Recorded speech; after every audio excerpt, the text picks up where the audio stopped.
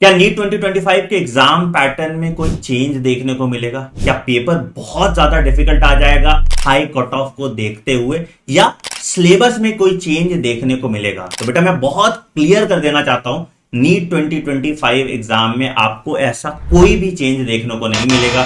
जैसे क्वेश्चंस आपने 2024 में देखे, जो सिलेबस आपने 2024 में फॉलो किया, वही सिलेबस आपको 2025 में भी फॉलो करना है। कुछ चीजों का बस आपको ध्यान रखना है। पहला कि पेपर एनसीईआरटी से ही आएगा। आपको बस एफिशिएंट प्रैक्टिस करके अपना रिवीजन इस तरीके से करना है कि एग्जाम में आपको सारे देखे हुए क्वेश्चन मिले। मैं हर साल अपनी क्लास में टॉप 1000 क्वेश्चन कराता हूं और आप देखोगे 90% एक्यूरेसी के साथ मैं नीट एग्जाम का पेपर प्रिडिक्ट करता हूं, और यही प्रिडिक्शन अब आप भी कर पाएंगे मेरे नीट क्वेश्चन बैंक की मदद से।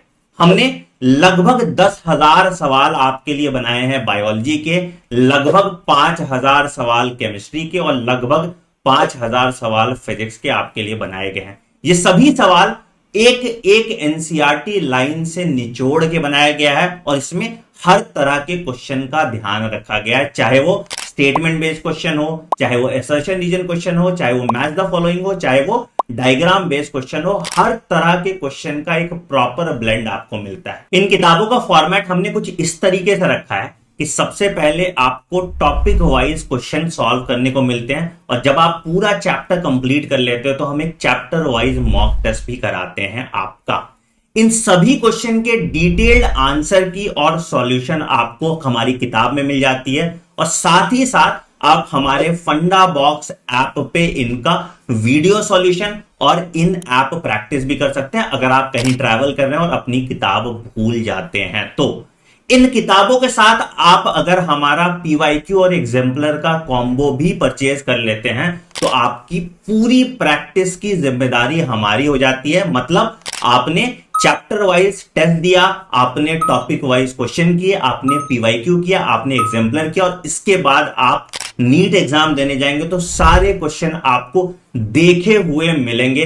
ये एफिशिएंट क्वेश्चन सीरीज हमने आपके लिए बनाई है ताकि आपका टाइम वेस्ट ना हो इररिलेवेंट सवाल करने में, और एग्जैक्टली जहां से पेपर बन सकता है उन सभी टॉपिक को कवर करके एक कैप्सूल के फॉर्म में एक प्रैक्टिस क्वेश्चन सेट आपके लिए बनाया गया है। तो फटाफट नीचे दिए गए लिंक पे क्लिक कीजिए और आज ही इस बुक की मदद से अपनी नीट 2025 की जर्नी में चार चांद लगा लीजिए। All the best. Hello students, तो हम लोगों ने पीवाईक्यू डिस्कस कर लिए थे केमिकल इक्विलिब्रियम तक और आयनिक इक्विलिब्रियम तक इम्पैक्ट। तो आज हम करेंगे रिडॉक्स रिएक्शंस के कुछ पीवाईक्यूज। तो देखिए, पहला क्वेश्चन है क्लासिफिकेशन ऑफ रिडॉक्स रिएक्शंस। तो first question is without losing its concentration ZnCl2 solution can not be kept in contact with. इसको हम किसके कॉन्टैक्ट में नहीं रख सकते हैं? तो भाई इसके लिए आपको पता होना चाहिए इलेक्ट्रोकेमिकल सीरीज का ऑर्डर। ऐसे सवाल अब नहीं आते हैं कि जहां पे आपको बहुत ज़्यादा कुछ याद रखना पड़े। ठीक है, पहले ऐसे पूछे जाते थे इलेक्ट्रोकेमिकल सीरीज से, बट हम एक बार इसका देख लेते हैं क्या ऑर्डर है। देखो जो गिवन हमारे पास है lead, aluminium, gold, silver, zinc. देखो सबसे पहले क्या ऊपर मैं पॉजिटिव वैल्यू से लिखना स्टार्ट कर रहा हूँ। ऊपर जो ऊपर वैल्यू लिखूंगा वो ज़्यादा पॉजिटिव होगी। ऑलराइट, सबसे पहले आता है गोल्ड, फिर सिल्वर, फिर यहाँ पे हाइड्रोजन कहीं ना कहीं जीरो पे लाई करता है, फिर क्या दे रखा है लेड और एल्यूमिनियम और जिंक तो है ही। तो देखो क्या हो जाएगा, लेड आ जाएगा, फिर जिंक आएगा कहीं पे, अब फिर आ जाएगा एल्यूमिनियम। तो ऑब्वियस ही बात है, यहाँ से आपको ये ट्रेंड देख के ही आपको पता चल गया होगा कि हम इसको किसके साथ नहीं रख पाएंगे, क्योंकि ये कैसा ऑक्सीडाइजिंग है नेचर में। जो नीचे है वो ऑक्सीडाइजिंग है नेचर में, तो ये ऑक्सीडाइजिंग होगा नेचर में, तो हम इसे एल्यूमिनियम के साथ नहीं रख पाएंगे। ठीक है, तो इसका आंसर हो जाएगा एल्यूमिनियम। ठीक है जी, आगे देखो क्वेश्चन कह रहा है which of the following is a redox reaction. इनमें से कौन से redox reaction? Evaporation of water, water मतलब लिक्विड स्टेट से गैसियस स्टेट में चला गया, तो क्या हो गया? कुछ भी नहीं हुआ। बोथ ऑक्सीडेशन एंड रिडक्शन, हाँ तो रिडॉक्स की तो डेफिनेशन ही यही है, बोथ ऑक्सीडेशन एंड रिडक्शन, ये तो डेफिनेशन ही बता दी इसने। फिर कह रहा है H2SO4 विद NaOH, नहीं फिर क्या, एक एसिड बेस्ड रिएक्शन है, ये तो एक न्यूट्रलाइजेशन रिएक्शन होगी भाई। In atmosphere ozone from O2 by lightning, in atmosphere ozone from O2। देखो दोनों में ही ऑक्सीडेशन नंबर क्या है, इनका 0 0 ही है, तो कुछ चेंज आ नहीं रहा है, ठीक है। O2 से ओजोन में एक रिडॉक्स रिएक्शन होती है, अगर आएगा एग्जांपल तो बता देंगे, बट यहाँ पे तो नहीं है। ऑलराइट, चलिए आगे बढ़े। Can which of the following is not an example of redox reaction? नहीं है, नॉट में अंडरलाइन करो कि नहीं है ये रिडॉक्स रिएक्शन का एग्जाम्पल। पहला देखो, CuO से H2 अगर, अच्छा H2 से हम इसका वो करवा रहे हैं, तो यानी कि ये अगर +2 में है तो अब ये 0 में है, तो यानी ये तो एक रिडॉक्स रिएक्शन है, तो उसने नॉट पूछा है, ये तो है एक रिडॉक्स रिएक्शन। कह रहा है Fe ये हो जाएगा +3, Fe2O3 में Fe का ऑक्सीडेशन इसने +3 और ये हो गया 0, तो ये भी एक रिडॉक्स रिएक्शन है, ठीक है। ये हो जाएगा, दोनों 0 0 में है और ये +1 -1 में आ जाएगा, तो ये भी एक रिडॉक्स रिएक्शन है। लास्ट देखें BaCl2, ये है Ba+2, सल्फर का हो गया यहाँ पे +6, यहाँ पे Ba+2 ही है, सल्फर का +6 ही है, तो ये एक रिडॉक्स रिएक्शन नहीं है, ये तो एक नॉर्मल प्रेसिपिटेशन रिएक्शन टाइप की कुछ मुझे लग रही है, ठीक है। तो इसका आंसर हो जाएगा ऑप्शन नंबर डी। चलिए ऑक्सीडेशन नंबर, पुराना सवाल क्वेश्चन से इस पार्ट में इतना सवाल आता नहीं था। ऑक्सीडेशन नंबर से देखो क्या सवाल है, कह रहा है कि on balancing the given redox reaction हमें A, B और C के कोफिशिएंट बताने हैं। तो भाई हमारे पास रिएक्शन है क्या, Cr2O7 2- plus SO3 2- plus H+ gives 2Cr3+, यहाँ पे A नहीं आएगा भाई, ये A का कुछ मतलब ही नहीं है, यहाँ पे A तो पहले आ गया है, प्लस SO4 2- प्लस H2O, ठीक है। ये बहुत ही ज़्यादा कॉमन रिएक्शन है पूरे रिडॉक्स वाले चैप्टर में। आप क्या करें, देखो सबसे पहला तरीका तो इसमें यही होता है, फर्स्ट तरीका तो इसका यही है कि आप इसमें जो भी ऑक्सीडेशन नंबर्स है उनको बैलेंस करना स्टार्ट कीजिए। तो देखो आपको ये +6 में दिखाई जाएगा और आपको ये +3, अच्छा पहले से ही 2 लिखा हुआ है, ये पहले से ही 2 लिखा हुआ है, तो ठीक है, ये भी +6 में है, अब ये भी +6 में हो गया, बैलेंस तो हो गया वैसे। तो ये अगर +6 में है तो ये भी +6 में हुआ, ये सल्फर भी +6 में है, तो यहाँ पे तो कोई दिक्कत लग नहीं रही है।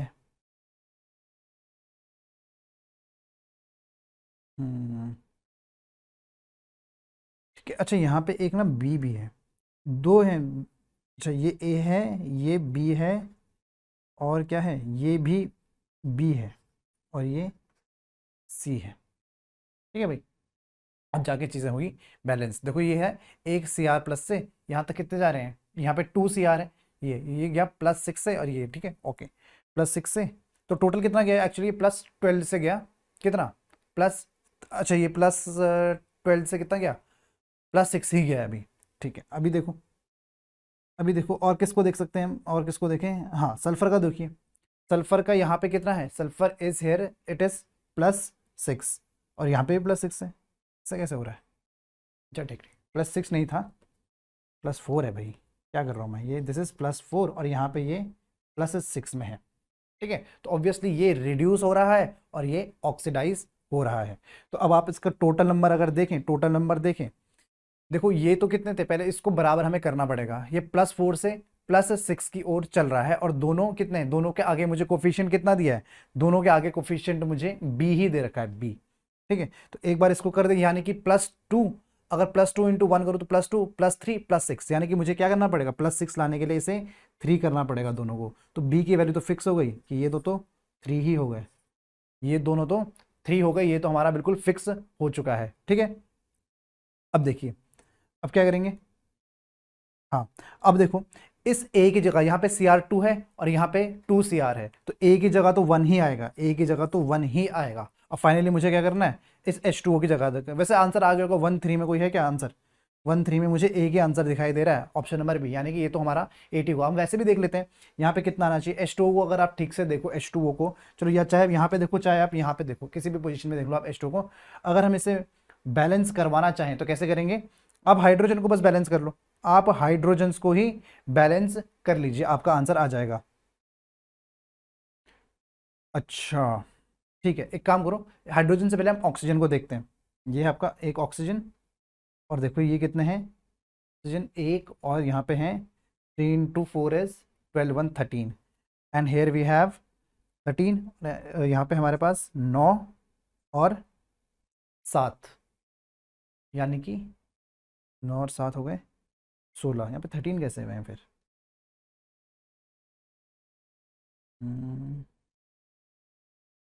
12 and 9, ठीक है ठीक है, इट इज़ वेरी इजी।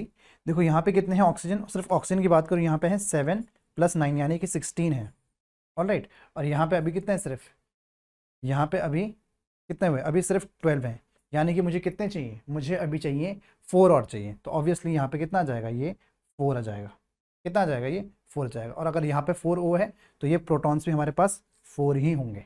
तो यानी कि सी की वैल्यू मेरी कितनी आ जाएगी, सी की वैल्यू कितनी नहीं प्रोटॉन्स कितने, ये तो 4H2O है ना, 4H2 है, तो यानी कि H कितने हुए, 4 हुए। 4H बैलेंस नहीं है इस साइड, तो यहाँ पे हम 8H2O लिखेंगे। तो देखो सी की वैल्यू दे रखी है इसने, इसने बोला है कि C/2 है, यानी कि C/2 बराबर किसके, 4 के, यानी कि C किसके बराबर है, C 8 के बराबर है। तो C की वैल्यू मेरी कितनी आएगी, 8 आएगी। तो ऑप्शन हो जाएगा मेरा, ऑप्शन नंबर बी मेरा करेक्ट हो जाएगा। ठीक है, चलिए आगे देखें। अगला क्वेश्चन कहता है कि इन न्यूट्रल और faintly alkaline medium KMnO4 oxidises iodine to iodate. ठीक है भाई, देखो वैसे तो मुझे इसमें कुछ बनाने की जरूरत नहीं है, डायरेक्ट अगर क्वेश्चन बोलूँ, मेरे को एक न्यूट्रल दिया है और KMnO4 दिया है। तो देखो KMnO4 में Mn+7 स्टेट में है, और ये किस में जा रहा है, ये किसी Mn कुछ स्टेट में जाएगा, लेकिन कंडीशन हमें क्या दे रखी है, न्यूट्रल कंडीशन दे रखी है, न्यूट्रल कंडीशन। तो आप इसमें एक चीज़ याद रखो, सीधा डायरेक्टली आंसर आप लिख सकते हैं इसमें, बैन आप याद रखो, बैन। ये क्या है, ये n फैक्टर का चेंज है, ये n फैक्टर का चेंज है, और 153 याद रखना। यानी कि जो आपका चेंज आना चाहिए न्यूट्रल कंडीशन में, वो 3 का चेंज आना चाहिए, या कि Mn यानी कि n+4 में चला जाएगा, तभी ये 3 का चेंज आ रहा है। 7 - 4 इज वॉट, 3 ओनली। तो ये 3 का चेंज तब आ रहा है। तो आपको यहाँ पे आंसर जब ये +7 से कितना हो जाएगा, ये +4 हो जाएगा। Option number C absolutely correct. ठीक है भाई, आगे बढ़े। क्वेश्चन कह रहा है which of the following reaction is the metal displacement reaction. इनमें से कौन सा एक मेटल डिस्प्लेसमेंट रिएक्शन है। मेटल डिस्प्लेसमेंट का क्या मतलब है कि जो एक मोर रिएक्टिव मेटल होगा ना, more reactive metal will displace less reactive metal. जो मोर रिएक्टिव मेटल होगा वो लेस रिएक्टिव मेटल को डिस्प्लेस करेगा। ठीक है भाई, तो पहले ऑप्शन में देखिए ऐसा कुछ दिख रहा है कि आपको, ये तो प्लस किसमें है, अच्छा यहाँ पे तो मेटल है ही नहीं, डिस्प्लेसमेंट तो है ही नहीं, ये तो एक डिकम्पोजिशन रिएक्शन है, ये डिस्प्लेसमेंट तो है ही नहीं, ये एक डिकम्पोजिशन रिएक्शन है। सेकंड वाले में देखिए क्या है, डिस्प्लेसमेंट रिएक्शन, हाँ ये डिस्प्लेसमेंट रिएक्शन हो सकती है। दूसरी वाली देखो, ये डिस्प्लेसमेंट रिएक्शन तो है दूसरी वाली भी। इनफैक्ट ये क्या है, जब ये बोला कि कोई भी मेटल जब एसिड के साथ टच होता है ना, तो हाइड्रोजन गैस लिबरेट करता है, तो ये डिस्प्लेसमेंट रिएक्शन तो नहीं है। ठीक है, दूसरा देखिए ये भी डिकम्पोजिशन रिएक्शन है, ये भी डिकम्पोजिशन रिएक्शन है। तो ऑप्शन तो हमारा एक ही बचा, ऑप्शन नंबर बी ही हमारा करेक्ट ऑप्शन हो गया है, कि जिसमें एल्यूमिनियम ने क्रोमियम मेटल को डिस्प्लेस कर दिया है। ऑलराइट, चलिए आगे देखें।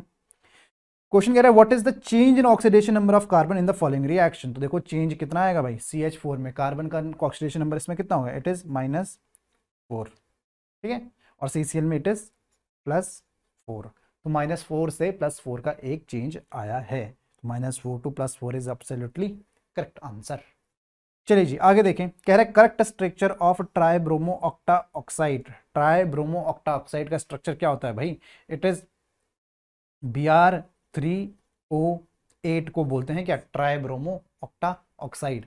अब देखो इसमें क्या होता है, कोई भी चार्जेस तो इन्वॉल्व नहीं होते हैं, तो ब्रोमीन का जो भी स्ट्रक्चर इस तरीके का आपको दिखे, इस तरीके का दिखे, जिसके टर्मिनल में तो 2 होते हैं और बीच वाले के पास सिर्फ 3 होते हैं, टर्मिनल में 3 होते हैं, बीच वाले के पास 2 होते हैं, तो ये ऑप्शन आपका करेक्ट हो जाएगा। ठीक है, ट्राइब्रोमो ऑक्टा ऑक्साइड। तो कौन सा ऑप्शन है भाई, सब में चार्जेस हटाओ, चार्जेस वाला बिना चार्जेस का सिर्फ एक ही ऑप्शन है, option number B, which is present without charges. तो ऑप्शन नंबर बी हो गया हमारा बिल्कुल करेक्ट। ऑलराइट, चलिए आगे देखें, कह रहे हैं oxidation number of chromium in CrO5s, इसको कहते हैं क्या, बटरफ्लाई स्ट्रक्चर, ये इस टाइप का कुछ होता है।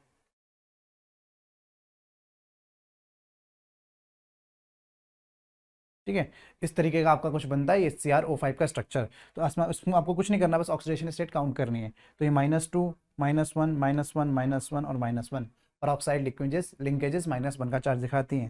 तो इसका मतलब इसको तो +6 होना चाहिए। ठीक है, तो ये +6 ही होगा, option number C absolutely correct. Alright, चलिए next question is which of the following reactions are disproportionation reactions. Disproportionation reaction where same substance undergoes oxidation and reduction. तो पहला देखिए Cu+ 2+ में भी जा रहा है और 0 में भी जा रहा है, ये तो डिस्प्रपोर्शन है ही, कुछ निकालने की जरूरत नहीं पड़ी।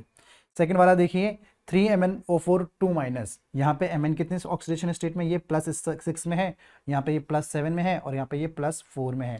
तो +6 से +7 और +4 दोनों में जा रहा है, तो ये भी एक डिस्प्रपोर्शनेशन है। अगला देखें MnO4 6, तो ये तो +7 से K2MnO4 +6 में और +4 में जा रहा है। एक हायर ऑक्सीडेशन से दो ऑक्सीडेशन स्टेट्स में तो जा रहा है, पर दोनों के दोनों लोअर ऑक्सीडेशन स्टेट है। ठीक है भाई, इसमें और दोनों में ही क्या है, दोनों के केस में ये रिडक्शन वाली प्रोसेस है, तो ये तो नहीं हो सकता। ठीक है, लास्ट वाला देखें, इसमें कहता है कि ये, इसमें तो उल्टा हो रहा है, इसमें तो Mn इस साइड है, रिएक्शन को पलट दिया, ये तो दो साइड हो ही नहीं सकती। ये तो +7 है, +7 नहीं +6 है, ये तो +6 है, प्लस है, ये +4 है, तो इसमें तो कुछ मतलब बनता ही नहीं, ये तो उल्टी रिएक्शन है। तो 1 और 2 इसके क्या हैं, करेक्ट आंसर्स हैं। तो 1 and 2 option number be absolutely correct. Alright, चलो आगे देखो, क्वेश्चन कहता है the correct order of nitrogen compounds in its decreasing order of oxidation state. किसी एक में निकाल देते हैं, पहले वाले में ही निकाल देते हैं, तो फिर हमें पता चल जाएगा, बाकियों का आइडिया हो जाएगा। ठीक है, नाइट्रोजन का इसमें हो जाएगा प्लस कितना 5, NO में +2, इसमें 0 और इसमें +4 -1, ये हो जाएगा -3। ठीक है, ये हो गया -3। तो क्या बोल रहा था, decreasing order of oxidation state, जो हमने निकाल दिया वो डिक्रीजिंग ऑर्डर ऑफ यही आ गया, पहला वाला ही हमारा जो हमने आंसर निकाला, पहला वाले करेक्ट आंसर आ गया। ठीक है, चलो ये तो इजी था यार, +5 हाईएस्ट, तो ये भी ठीक था, ये भी ठीक था, ये तो 0 0 है ही, बीच में तो माइनस आएगी, लास्ट में तो माइनस आएगी। ठीक है, चलिए आगे बढ़े।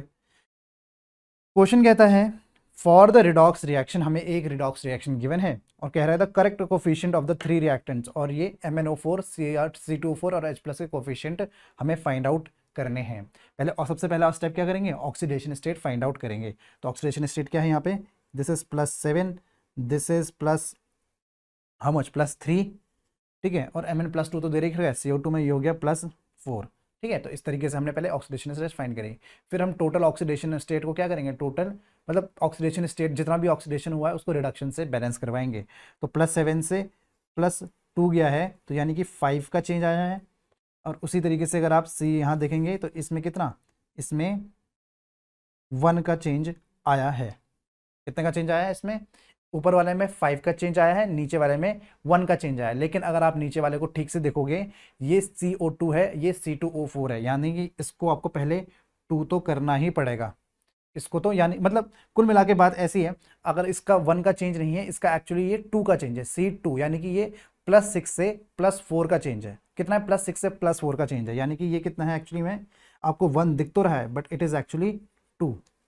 ठीक है, इट इज एक्चुअली 2। तो अब आप क्या करेंगे, अब आप इसको मल्टीप्लाई करेंगे 5 से और इसको मल्टीप्लाई करेंगे 2 से। तो फिलहाल के जो आपके पास रिएक्शन आएगी कुछ ऐसी होगी, 2MnO4 minus plus 5C2O4 2- plus H+ gives Mn2 plus. अब यहाँ पे 5 मत लिख देना भाई, यहाँ पे क्या लिखोगे आप, यहाँ पे आप लिखेंगे 10CO2 प्लस H2O।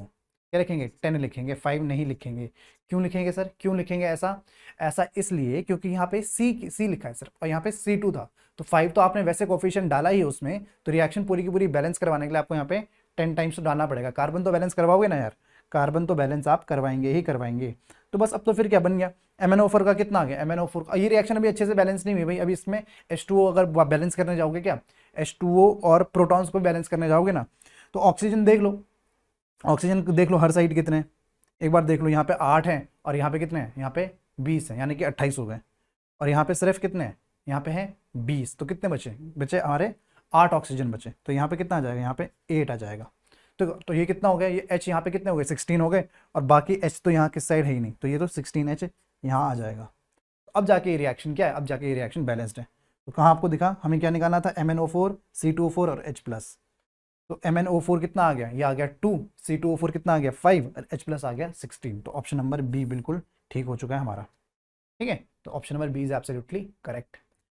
आगे देखें, अगला क्वेश्चन कहता है कि hot concentrated sulphuric acid is moderately strong oxidising agent. क्या है ये, strong oxidising, moderately strong. Which of the following reaction does not show oxidising behaviour, इनमें से कौन सा ऑक्सीडाइजिंग बिहेवियर नहीं शो कर रहा है। तो एक एक करके चेकआउट करते हैं इनको। तो कॉपर यहाँ पे 0 ऑक्सीडेशन स्टेट में है और ये +2 में जा रहा है, तो ये तो ऑक्सीडाइज करवा रहा है। सल्फर 0 में है, यहाँ पे +4 में है तो ऑक्सीडाइज करवा रहा है। कार्बन 0 में है और यहाँ पे +2 नहीं +4 में है तो ऑक्सीडाइजेशन करवा रहा है। कैल्शियम +2 में है और यहाँ पे भी +2 में है तो कोई दिक्कत है ही नहीं। ये इसका मतलब जो फोर्थ वाला है वो हमारा गलत ऑप्शन है। +2 से +2 कोई ऑक्सीडेशन नहीं होती है। ऑलराइट, चलिए आगे बढ़े। चलो भाई, अगला क्वेश्चन कहता है अज्यूमिंग कंप्लीट आयनाइजेशन, हमें अज्यूम करना है कि आयनाइजेशन कंप्लीट है। Same moles of which of the following compounds will require least amount of acidified KMnO4, सबसे कम अमाउंट KMnO4 किसका चाहिए होगा? ठीक है, फॉर कंप्लीट ऑक्सीडेशन। ठीक है, सबसे कम उसका चाहिए होगा जिसका ऑक्सीडेशन करना मुश्किल होगा। तो देखो सारे कंपाउंड्स में एक चीज तो कॉमन है, वो है Fe। सब सारे कंपाउंड्स में एक चीज कॉमन है Fe। इनफैक्ट Fe भी नहीं, Fe+2, और Fe+2 को तो हम Fe+3 में डाल ही सकते हैं। पर जो चीज कॉमन है उससे तो आंसर निकलेगा नहीं, क्योंकि Fe तो सब में ही है, सभी Fe+3 में हो जाएगा, तो यहां से हम आंसर नहीं निकाल सकते। तो दूसरा एलिमेंट कोई पकड़ते हैं और देखते हैं कि उसका ऑक्सीडेशन हो सकता है कि नहीं हो सकता है। सल्फर का देखिए, सल्फर का इसमें है +6, सल्फर का है +6, और +6 ही क्या है, सल्फर की हाईएस्ट क्या है, ये इसकी हाईएस्ट ऑक्सीडेशन स्टेट है। अब हाईएस्ट ऑक्सीडेशन स्टेट सल्फर की +6 है, तो इसके ऊपर इसको क्या ऑक्सीडाइज करवाओगे? नहीं करवा सकते हैं। ठीक है, तो इसको, इस आइडिया को भी होल्ड करते हैं। सेकंड देखिए FeSO3+, Fe तो हमने देख ली, SO3 की कितनी हो जाएगी, यहाँ पे हो जाएगी +4। ठीक है, ये पूरा -6 हुआ, ये +2 और +4। ठीक है, तो +4 से ऑब्वियसली ये +6 तो जा ही सकता है, अभी चांसेस है कि ऑक्सीडाइज हो जाए। अब आपको पता चल गया कि हम क्या कर रहे हैं।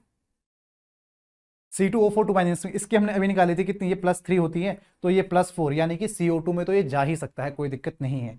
इसी तरीके से NO2 माइनस है, ये NO2 यानी कि NO2 यहाँ पे N का कितना हुआ, N का कितना हुआ यहाँ पे +3, तो ये किस में जा सकता है, ये +5 में तो जा ही सकता है, यानी कि ये NO3- में तो जा ही सकता है, +3 से +5। तो एक ही हमारे पास ऑप्शन ऐसा है सल्फर वाला जो कि +6 से ऊपर नहीं उठ सकता, बाकी सारे के सारे +6 से ऊपर, मतलब अपनी अपनी रिस्पेक्टिव ऑक्सीडेशन स्टेट के ऊपर तो जा सकते हैं, क्योंकि सल्फर क्या अपनी हाईएस्ट ऑक्सीडेशन स्टेट पे है। तो option A will be correct option.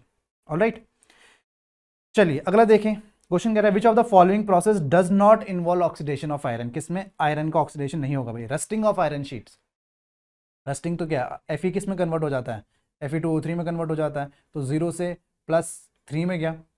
Does not involve oxidation of iron, तो इसमें तो ऑक्सीडेशन हो रहा है भाई, इसमें तो ऑक्सीडेशन हो रहा है। Decolourisation of blue copper sulphate by iron, यानी कि CuSO4 था, ये ब्लू कलर का होता है, प्लस Fe अगर हम इसमें डालें तो हमारा क्या बनेगा, FeSO4 बनेगा प्लस कॉपर डिपॉजिट हो जाएगा। तो Fe भी इसमें किस में है, इसमें 0 से Fe+2 में गया, तो इसमें भी ऑक्सीडाइजेशन हमारा हुआ है। ऑप्शन नंबर सी देखें, फॉर्मेशन ऑफ FeCO, देखो भाई FeCO5 फ्रॉम Fe, यानी कि ये Fe से बना है, तो Fe यहाँ 0 था। अब यहाँ पे अगर आपने Fe का ऑक्सीडेशन स्टेट कितना +5 Fe+10 निकाला है, तो यू आर रॉन्ग, ये एक न्यूट्रल कंपाउंड है, Fe का ऑक्सीडेशन तो +6 ही होगा, तो यहाँ पे कोई ऑक्सीडेशन नहीं हुआ है, इसीलिए option number C will be correct option. ठीक है, ऑप्शन डी भी देख लें क्या, कह रहे हैं liberation of hydrogen from steam by iron at high temperature. देखो रिएक्शन कुछ ऐसी होती है कि हम करते हैं Fe+H2O, यानी कि स्टीम के साथ क्या करता है, ये हाइड्रोजन तो रिलीज होती है, साथ में क्या बनता है, Fe3O4 भी बनता है। इसे अब आप बैलेंस भी कर सकते हैं, यहाँ पे 3 लगा देना, H2 है तो O4 लगा देना, ये आ जाएगा मेरा 2, नहीं 2 तो नहीं आएगा, ये आ जाएगा 4H2। ठीक है, तो इस तरीके से रिएक्शन हमारी क्या हो जाएगी, बैलेंस भी हो जाएगी। तो ऑप्शन डी में तो आपको पता है ये क्या है, देखो Fe 0 से कितना जा रहा है, ये +8/3 में जा रहा है। ठीक है, +8/3 में ये जा रहा है। ठीक है, तो अगला देखो, क्वेश्चन कह रहा है इन acidic medium H2O changes Cr2O7 to CrO5 in which has 2 O bonds, oxidation state of, अरे यार ये क्वेश्चन तो अभी किया था, Cr का ऑक्सीडेशन स्टेट पूछ रहा है कुल मिला के CrO5 में। फिर से बना के देख लेते हैं एक बार, फिर से सेम टू सेम एक बटरफ्लाई टाइप का स्ट्रक्चर। ठीक है, तो क्या है ये +6 है, बार बार नहीं, एक ही बार में समझ जाया करिए। ठीक है जी, चलिए आगे।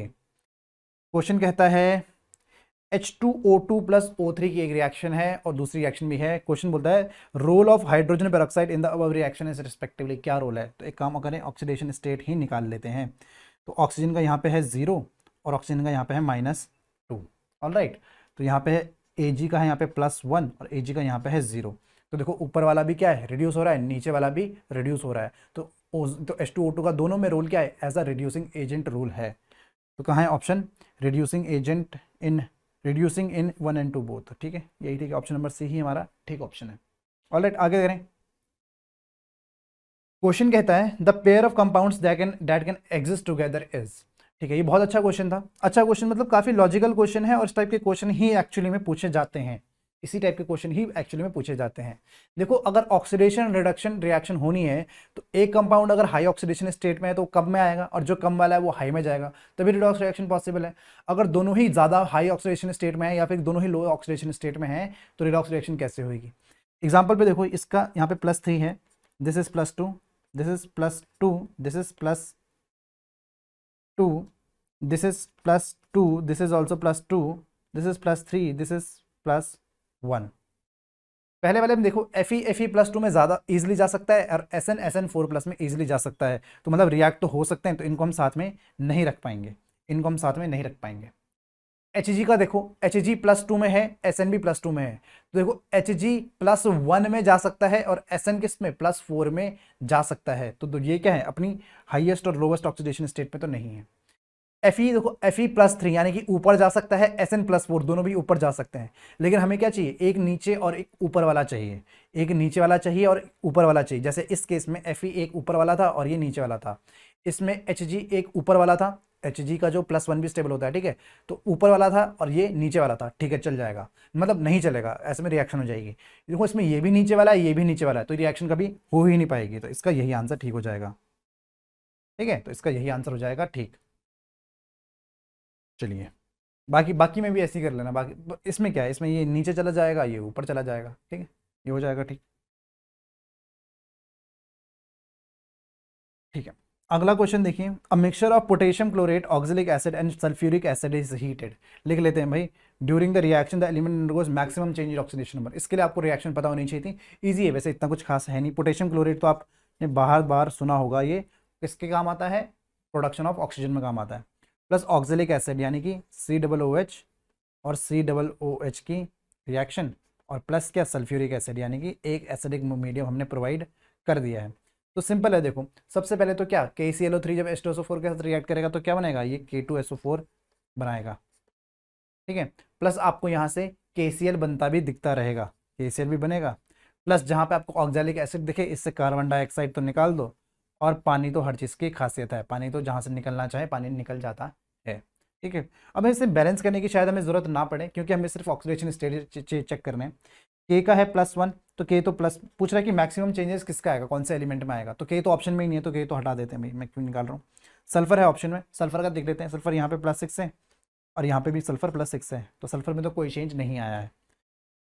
हाइड्रोजन की बात कर रहे हैं, हाइड्रोजन क्या है यहाँ पे +1 होगा, हाइड्रोजन तो +1 ही होता है, जनरली +1 ही होता है, हाइड्रोजन तो +1 ही होगा हर जगह, हाइड्रोजन में भी कोई चेंज नहीं आया है, ठीक है।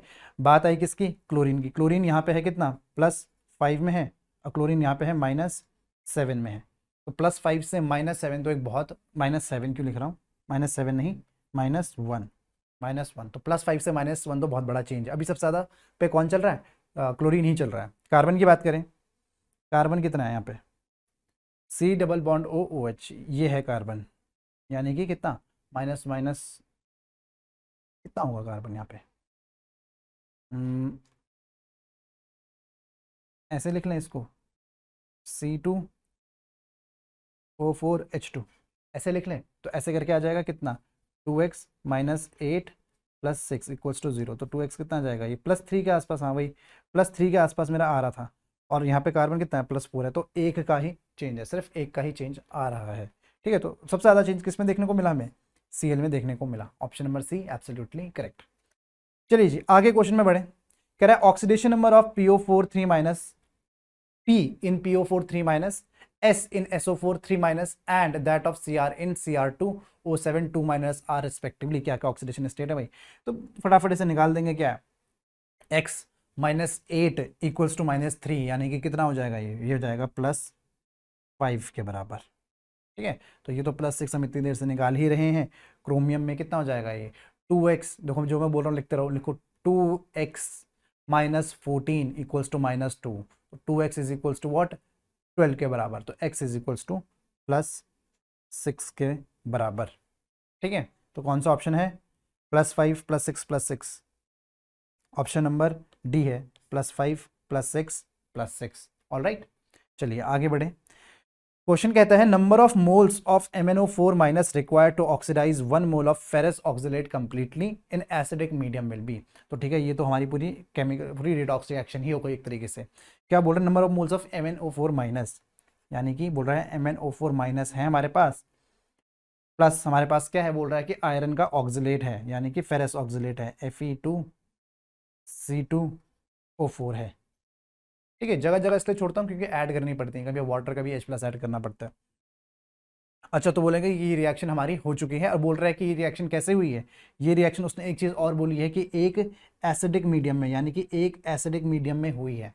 अब देखिए MnO4 माइनस, ये +7 में था, ये +7 में था, और एसिडिक मीडियम है, तो मैंने आपको बताया था बैन 153, तो यानी कि n का चेंज कितना आना चाहिए? 5 का चेंज आना चाहिए। तो +7 से कहाँ जाएगा? ये +7 से +2 की तरफ बढ़ेगा, तो ये आ जाएगा Mn+2 की तरफ बढ़ेगा। ठीक है, और एक चीज़ याद, C2O4 ऑक्सीलेट का जब भी ऑक्सीलेट का ऑक्सीडेशन होगा, तो आपको पता है ये अभी किस में? अभी ये +3 में है, तो किस में जाता है? ये कार्बन डाइऑक्साइड में चेंज होता है, यानी कि CO2 में ये चेंज हो जाता है। ठीक है, अब इसमें क्या करेंगे? अच्छा, और कुछ बच गया क्या? हाँ, और Fe भी बच गया। Fe का यहाँ पे अगर ये +3 था ऑब्वियसली, तो ये कितना होगा Fe यहाँ पे? C2O4 2 माइनस, तो ये कितना हो जाएगा? ये 2+ हो जाता, C2O4 +3। एक बार करके देखें। हाँ, तो ये हाँ, ये आ जाएगा कितना? 2+ या 1+? अभी करके देखता हूँ। हाँ जी, हाँ जी, मुझे अपनी मिस्टेक समझ में आई। होगा तो 2+ ही, लेकिन मैंने उसमें Fe2 लिखा था, Fe2 नहीं होगा भाई, सिर्फ Fe है। ठीक है भाई, तो ये हो जाएगा Fe2+ हो जाएगा। तो Fe2+ किस में ऑक्सीडाइज हो जाएगा? ये Fe3+ में ऑक्सीडाइज हो जाएगा। तो वही काम जो सबसे पहले करते हैं कि आप total number of oxidation, total number of reduction आप कैलकुलेट कर लें। तो टोटल नंबर ऑफ आपको रिडक्शन यहाँ पे तो आपको कितना दिखेगा? +5 का दिखेगा, और यहाँ पे ऑक्सीडेशन कितना दिखेगा? ये 1 है, ये तो प्लस, ये +4 है ना, दिस इज माई +4, एंड आप इसमें भी ये चेकआउट कर सकते हैं +1 का। तो +5 और +4 को ही पहले तो मुझे करना पड़ेगा ठीक से। लेकिन एक बात और कि यहाँ पे ये इसके 2 टाइम्स है, तो कितना हो गया टोटल? 3 टाइम्स हो गया। ठीक है, तो 2 तो इसके ही हो गए, 2 तो C2 के ही हो गए, और एक Fe का, यानी कि 3 टाइम्स, और ऊपर कितना है? सिर्फ 5 टाइम्स। तो 5 से मल्टीप्लाई इसे कर देते हैं, और 3 से मल्टीप्लाई इसे कर देते हैं, तो आंसर आ गया मेरा 3, और ये आ गया मेरा 5, ये आ गया 3। और देखो यहाँ पे 5, यहाँ पे 5 लिखता, लेकिन ये क्या है? C2 है, तो यहाँ पे कितना आ जाएगा? ये 10 आ जाएगा। ठीक है, और ये तो 5 आएगा ही आएगा, लास्ट वाला भी Fe क्या आ जाएगा? 5 आ जाएगा। फिर ऑब्वियसली ये सब के सब बैलेंस हो चुके हैं। अब आपको क्या देखना है? अब आपको ऑक्सीजन देखना है। यहाँ पे हमारी कितनी है? 12 ऑक्सीजन है, और यहाँ पे कितनी है? 20 12 और 20 32 ऑक्सीजन हो गई। यहाँ पे चेकआउट करें कितनी हो गई? 20। हमें कितनी निकालनी है? सिर्फ 12 यानी कि कितना H2O? 12 यानी कि 12 H2O मुझे और निकालनी है। अब बस कुछ नहीं, प्रोटॉन्स का देख लीजिए, यहाँ पे कितने हैं? 24 प्रोटॉन्स हैं, और यहाँ पे कोई प्रोटॉन है नहीं, तो यहाँ के H+ ये कितना होगा? ये 24 होगा। तो फाइनली अब जाके आपको पूरी की पूरी रिडॉक्स रिएक्शन आपकी बैलेंस हो चुकी है। ठीक है, लेकिन सवाल आपसे क्या पूछा गया था? आपसे सवाल ये पूछा गया था कि जो number of moles of MnO4 की बात हुई है, ऑक्सीडाइजेज 1 मोल ऑफ F, इसका 1 मोल ऑक्सीडाइज करेगा। देखो भाई, इसका 3 तो इसका 5 करता है।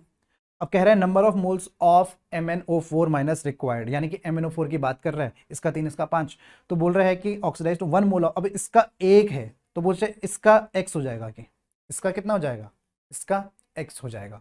तो बस कुछ नहीं, इसको बस रेशो को बना लो, तो x की वैल्यू कितनी आ जाएगी? x की वैल्यू आ जाएगी, देखो 3 देखो मैंने रेशो प्रोपोर्शन ही बना लिया। एक इसका डंडा मारने का ये मतलब है कि इसे रेशो प्रोपोर्शन बना लिया, यानी कि 3/x बराबर कितना हो गया? ये 5/1 हो गया, यानी कि x बराबर कितना हो गया? ये 3/5, यानी कि 0.6 हो गया है। तो 0.6 will be my correct answer, option number C, absolutely correct. Alright, चलिए अगला क्वेश्चन कह रहा है the number of moles of KMnO4 that will be needed to react with 1 mole of sulphide ion in acidic solution. Similar type of question है, फिर से balancing करनी पड़ेगी, लेकिन इस बार हमें क्या दिया है? KMnO4 दिया है, और सल्फाइड आयन यानी कि SO3 SO3 2 माइनस मुझे दे रखा है। तो इसे फटाफट देखो, अब आपको आ गया बैलेंस करना। अब देखो that will need in acidic solution, हमें यही ढूंढ रहा था कि सॉल्यूशन कैसा है। ये +7 में है तो ऑब्वियसली मुझे +2 में ले जाना है, +2 में ले जाना है। प्लस SO4 किस में चला जाएगा, ये प्लस इसमें था, +4 में था, तो ये SO4 2 माइनस यानी कि +6 में चला जाएगा। अब देखो फटाफट मैं बैलेंस कर दे रहा हूँ उसको, ठीक है। मैं फटाफट बैलेंस कर लूँ, आप लोग देख लेना कि मैंने कैसे कैसे बैलेंस किया है, ठीक है। ये +5 है, 5 है तो ये तो 5 हो जाएगा, और ये कितना है, ये +4 है, ये +6 है तो ये 2 हो जाएगा। वो 2 से कर दो, ये भी 2 हो जाएगा। इसको 5 से कर दो, ये भी 5 हो जाएगा। अब क्या है, वाटर तो ऐड करना ही पड़ेगा। ऑक्सीजन देख लीजिए, ये हो गया कितने, 20, और ये हो गए 15 और 8, 15 और कितना था, 22 और 20, यानी कि 15 और 8, 15 8 होता है 23, 15 और 8 तो 20 ही, तो ये हो गया 3H2, ठीक है। अब क्या है, नंबर ऑफ प्रोटॉन्स आप बैलेंस कर लीजिए, यानी कि कितने आ रहे हैं, 6 आ रहे हैं, 6H+ आ रहे हैं, ठीक है। वैसे ये सब करने की मुझे ज़रूरत नहीं है, मेरा काम बस इतने में ही हो जा रहा था जी, जितना उससे पूछ रहा है उतने में ही मेरा काम हो जा रहा था। लेकिन अच्छी आदत है, अगर आप बैलेंस करना सीख रहे हैं, हर बार सीख रहे हैं, तो अच्छी आदत है, good good practice. That will be needed to react 1 mole of sulphide ion, यानी कि अब वो बोल रहा है कि ये देखो, ये 2 के साथ इसके 5 रिएक्ट कर रहे थे, अपॉन अपॉन में बोल दो। अब बोल रहा है कि इसके x चाहिए और इसका सिर्फ कितना है, इसका 1 है, तो x की वैल्यू कितनी आ गई भाई, ये आ गई x की वैल्यू 2/5। और 2/5 कहाँ दे रखा है, ऑप्शन नंबर बी में दे रखा है 2/5। ऐसे करना था ये वाला क्वेश्चन, ऑलराइट। चलिए भाई अगला क्वेश्चन देखो। क्वेश्चन कहता है the number of moles of KMnO4 reduced by 1 mole of KI in alkaline medium. अरे बाप रे, इतने सारे रिएक्शंस। KMnO4 को अब देखो किसके साथ, KI के साथ में रिएक्शन करवा रहा हूँ, लेकिन अब एल्कलाइन मीडियम में करवा रहा हूँ। देखो ये +7 है, एल्कलाइन मीडियम में कैसा होता है, कित कहाँ तक जाएगा, वो जाएगा Mn। अब आपको बैन याद है ना, बैन याद है, तो ये हो जाएगा 153। तो एसिडिक तो हो गया। बेसिक मीडियम में कितना, सिर्फ 1 का चेंज आएगा। देखो बट ये बेसिक नहीं है, उसने सिर्फ बोला है कि एल्कलाइन, बोला उसने एल्कलाइन। एल्कलाइन को हम जनरल किसकी तरह लेंगे, न्यूट्रल की तरह ट्रीट करते हैं, स्लाइटली एल्कलाइन, या फिर न्यूट्रल में हमारा कितना आता है, 3 आता है। तो इसको ये आएगा MnO4 नहीं, MnO2 में, यानी कि +4 ऑक्सीडेशन स्टेट तक जाएगा। कहाँ तक जाएगा, +4 ऑक्सीडेशन स्टेट तक जाएगा। और KI कन्वर्ट किस में हो जाएगा, KI तो KI किस में कन्वर्ट होगा, HiO3 में कन्वर्ट हो जाएगा KI, ठीक है। तो KI किस में हो जाएगा, HiO3 बोलो चाहे KiO3 बोलो, एक ही बात है। वैसे IO3 कुल मिला के IO3 माइनस लिख देता हूँ, कुल मिला के IO3 माइनस लिख देता हूँ, ठीक है। तो आयोडेट में, ये आयोडाइड में, आयोडिक एसिड में कन्वर्ट हो जाएगा, ठीक है भाई। चलो अब क्या, बैलेंस करना स्टार्ट कर दो। आप देखो +7 से +4 जा रहा है, और ये -1 से कितना जा रहा है, ये +6 जा रहा है, ठीक है। एक सेकेंड, +6 नहीं, +5 जा रहा है, ठीक है। और +7 से +4 गया, और ये -1 से +5 गया, यानी कि ये 6 का चेंज है और ये 4 का चेंज है। तो बैलेंस कैसे होगा भाई, ऐसे में बैलेंस कैसे होगा, इसको हम करेंगे कि ये हो गया 2 KMnO4, तो यहाँ पे आ जाएगा 2। अब कितने का चेंज है, पहले 3 का चेंज था, अब ये 6 का चेंज हो, अच्छा पहले भी तो 3 का ही चेंज था, 3 का चेंज था, अब ये 6 का चेंज हो गया, और ये तो 6 का चेंज है ही है, तो बैलेंस हो गया। नो नीड, ये तो बैलेंस हो चुका है। अब क्या करेंगे, अब देखो क्या एल्कलाइन कंडीशन है, तो OH हमें निकालने पड़ेंगे, तो OH आप कर लोगे यहाँ से इजीली मैनेज।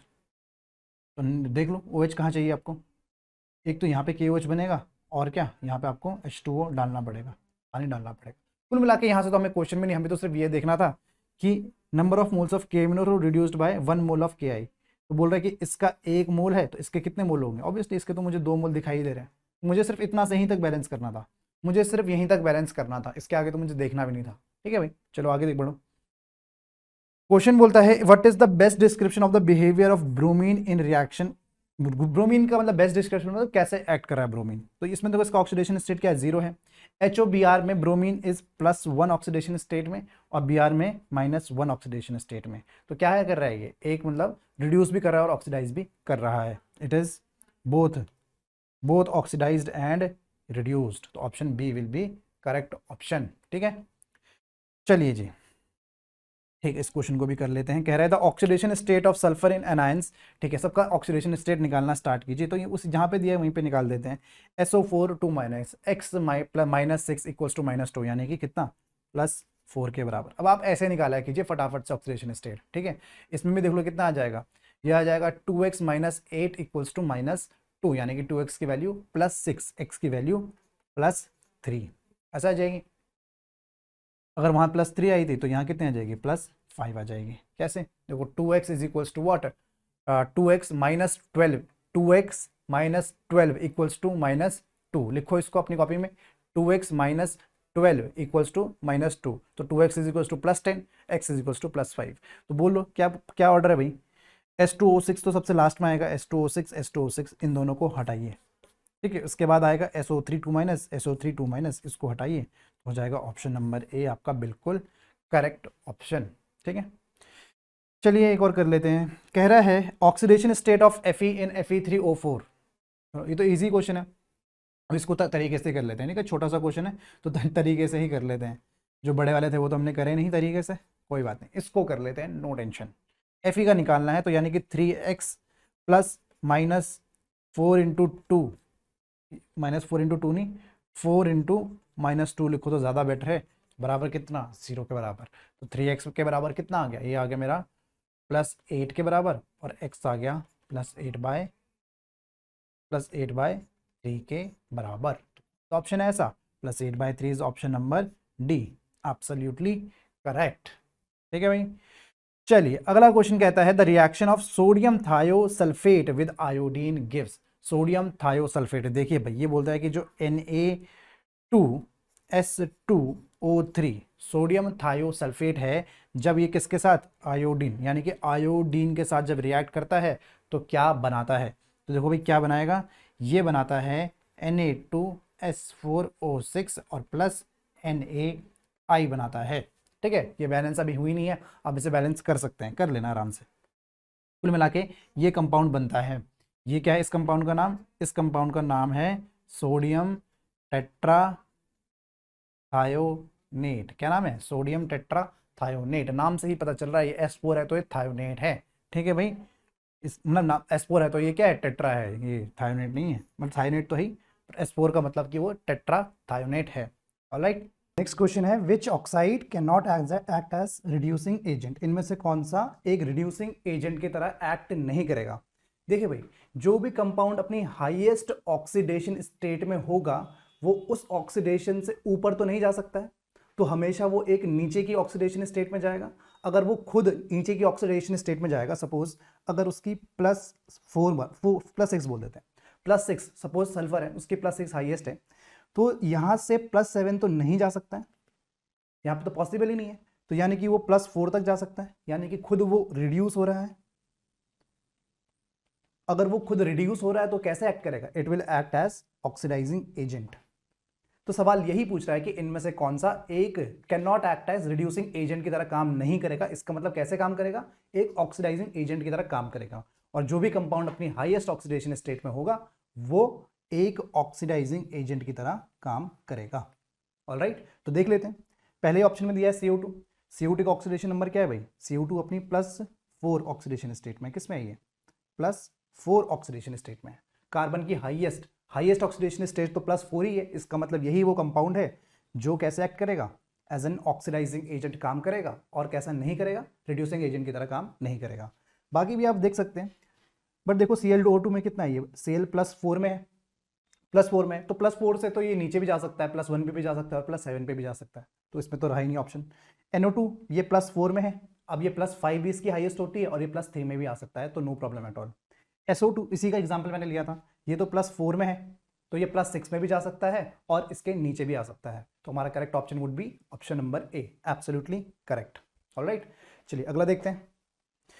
क्वेश्चन कहता है which substance is serving as a reducing agent. इनमें से कौन सा रिड्यूसिंग एजेंट की तरह काम कर रहा है। तो देखो भाई वही बात कि जो खुद ऑक्सीडाइज हो रहा होगा वो कैसा काम कर रहा होगा, एज अ रिड्यूसिंग एजेंट काम कर रहा है। तो ये देखने से पता चल जा रहा है, कुछ आपको देखने की निकालने की भी जरूरत नहीं है इस वाले क्वेश्चन में, तो सीधा लिखा है यहाँ पे 3Ni, इसका मतलब ये 0 पे है और ये कहाँ पे जा रहा है, ये जा रहा है 2 प्लस में।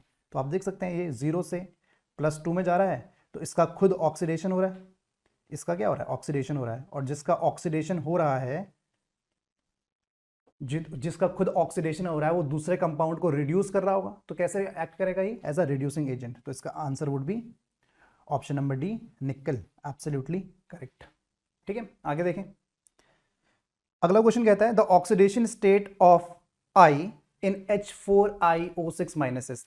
तो वैसे हम इतनी देर से डायरेक्ट करते हुए आ रहे थे, एक बार अच्छे से फॉर्मूले से देख लेते हैं कैसे होता है। देखो H4iO6-, तो H का ऑलवेज क्या +1, ऑलवेज तो नहीं पर जनरली H का +1, -1 भी होता है हाइड्राइड्स के केस में, बट आप ले सकते हैं इसे +1 यहाँ पे। I का आप मान लें X निकालना है, तो ऐसे आपको देखो ये क्वेश्चन अगर जिसको डायरेक्टली करना था तो ये भी सोच सकता था वो कि जो I होते हैं वो जनरली +7 की ऑक्सीडेशन स्टेट में होते हैं, बट ऐसा जनरलाइज तो मतलब आप बोल रहे हो कि मैक्सिमम टाइम वो आपको +7 में देखने को मिलेंगे, बट वेरी करती है भाई ऑक्सीडेशन स्टेट। तो निकालना इज इंपॉर्टेंट। -2 × 6 इक्वल्स टू कितना, चार्ज कितना टोटल -1। तो निकाल लो ये कितना आ गया, 4 + x - 12 इक्वल्स टू -1, और x की वैल्यू आ गई 12 - 1 - 4, तो कितना आ गया ये 12 - 5 यानी कि +7। तो +7 कहीं ऑप्शन में है, हाँ जी, ऑप्शन नंबर सी मुझे दिखाई दे रहा है कि ये +7 है, तो this is our correct answer, option number C absolutely correct. आगे देखें, क्वेश्चन कहता है thiosulphate reacts differently with iodine and bromine in the reaction, और दो रिएक्शंस आपको दे रखी है किसकी, थायोसल्फेट की। दोनों रिएक्शन आप देख सकते हैं, एक बार I2 के साथ है, एक बार Br2 के साथ है।